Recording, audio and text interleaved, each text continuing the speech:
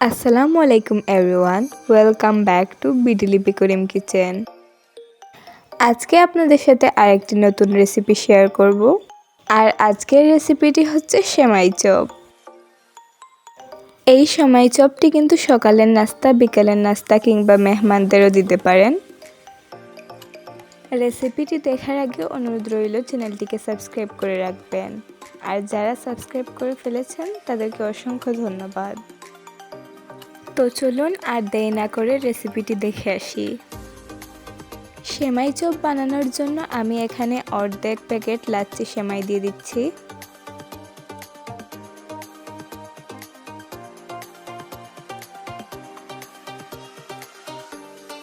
এবার আমি এতে 2টা ডিম ফাটিয়ে দিচ্ছি।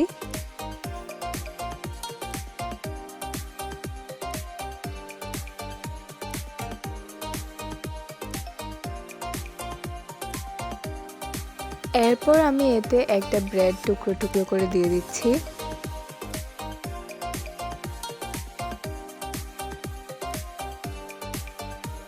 এখন এতে দিয়ে দিচ্ছি 2 চা চামচ চিনি।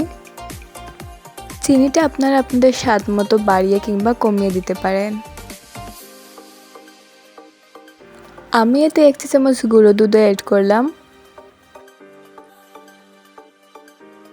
এবার আমি এতে কিছুটা নারকেল গুঁড়ো দিয়ে দেব। হাতের কাছে নারকেল গুঁড়ো না থাকলে আপনারা এটা স্কিপ করতে পারেন। এবার আমি সব উপকরণগুলো ভালো করে মিক্স করে নেব।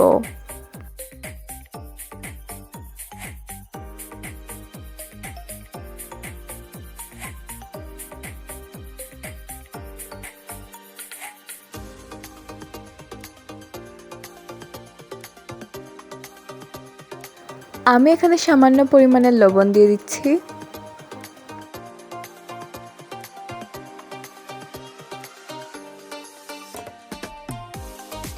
মিশ্রণটাকে আরেকটু টাইট করার জন্য আমি এখানে পুরোটা সেমাই দিয়ে দেব। আমার এখানে 2টা ডিমের জন্য পুরো 1 প্যাকেট সেমাই লেগেছে। এখন আবার সব কিছু একসাথে ভালো করে মিক্স করে নিচ্ছি।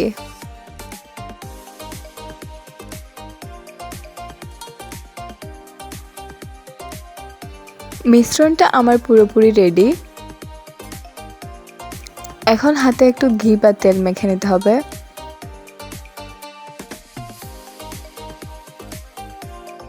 এবার আমি একটা একটা করে সবগুলা চপ বানিয়ে নেব।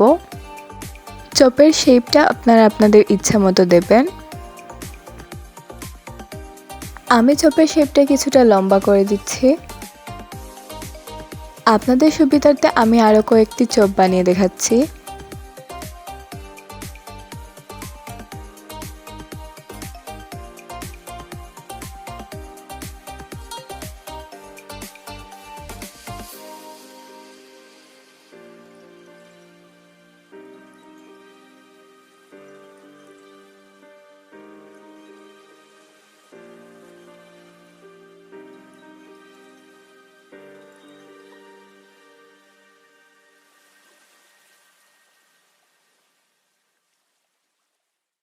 এইরকম করে আমি প্রত্যেকটা চপ বানিয়ে নিয়েছি। আমার সবগুলা চপ বানানো হয়ে গেছে, এখন শুধু ভাজার পালা। চপগুলো ভাজার জন্য আমি একটি প্যানে তেল দিয়ে দিচ্ছি।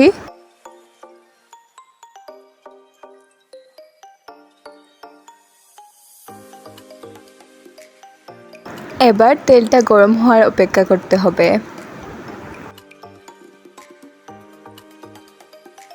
তেলটা গরম হয়ে গেলে আমি চপগুলো দিয়ে দেব প্যানে।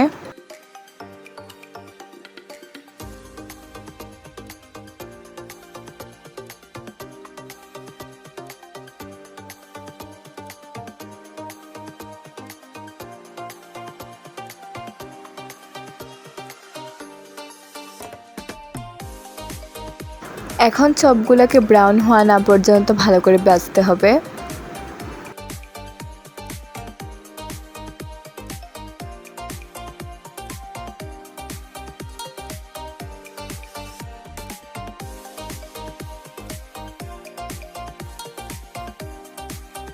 চপগুলো কিন্তু মোটামুটি ভাজা হয়ে গেছে।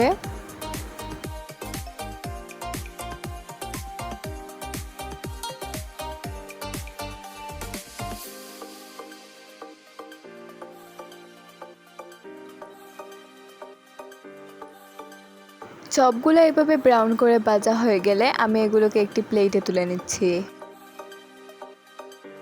এই চপটা কিন্তু ছোট বড় সকলেই খেতে অনেক পছন্দ করবে।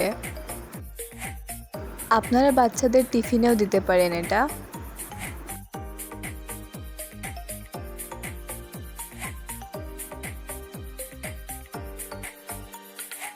আমি একটি চপ আপনাদের ভেঙে দেখাচ্ছি। এই চপটার কিন্তু ভিতরটা অনেক নরম আর বাইরেটা অনেক ক্রিস্পি।